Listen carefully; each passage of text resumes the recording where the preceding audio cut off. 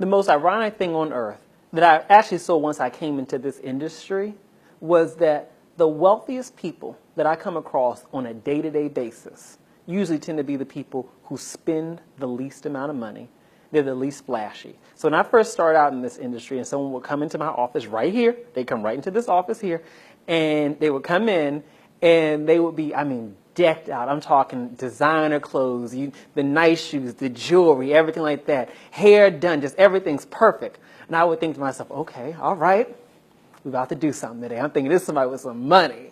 And then once you get past all of that and they pull out the receipts, when they show you the receipts and show you the actual, like their documents, their accounts and everything like that, the least amount of money.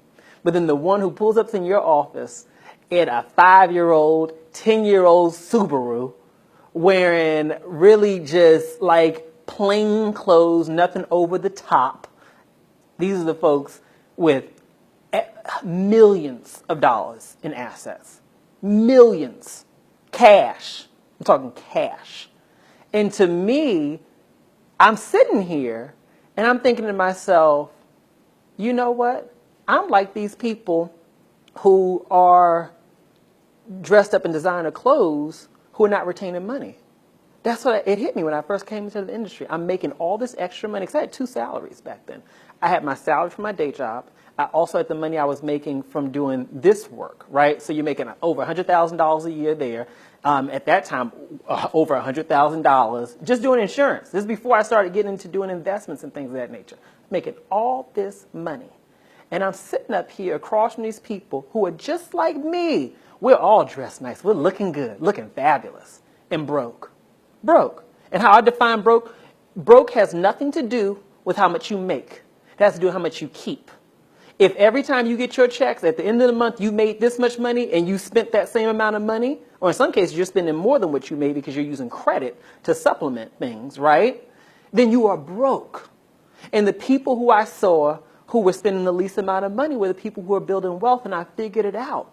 They were building wealth because they were keeping their expenses low. I can't hit this point enough. You have to minimize your expenses if you want to create wealth. I always hear these things where people say, oh, you can't take it with you. You might as well enjoy it.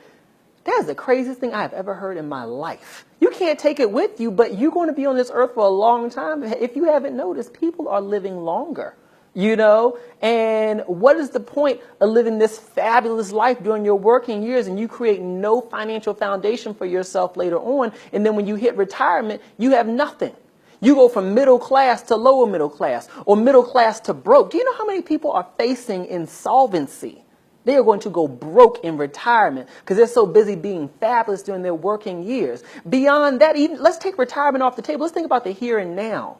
What happens if you were to lose your job? What happens if the economy goes down? I would think about that. At the time, it was just me. I didn't have this huge team back then. And I said, what happens if this company falls apart because we hit a major recession and nobody's really thinking about financial products? I didn't know.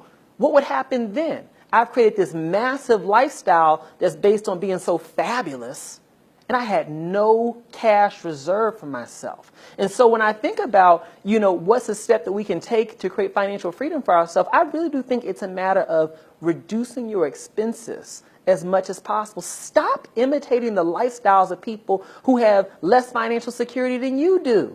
Some of the very people that we are imitating, some of the very people we're trying to impress, they have no financial security. Let me tell you this. I'm not here to tell nobody's business. I'm not giving no names on nobody. But I have sat there in the meetings. I see this. And the very people who you would think show the image of total wealth and total just exceptional financial, gain. These people look like they make a lot of money.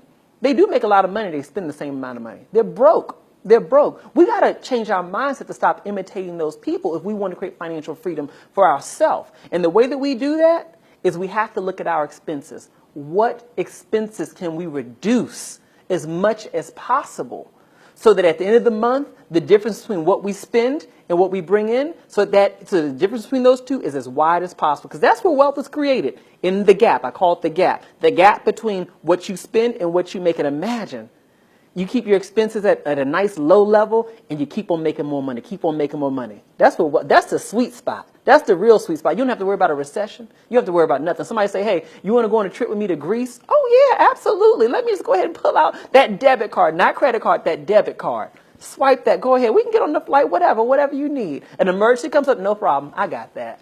That's what wealth is for. Wealth is not just about sitting in the bank. Wealth is about allowing you to have the freedom to live the way you want to live, allowing you to have the freedom to never have to say, I can't afford that. And if you want to be able to live that way, then you have got to keep your expenses low.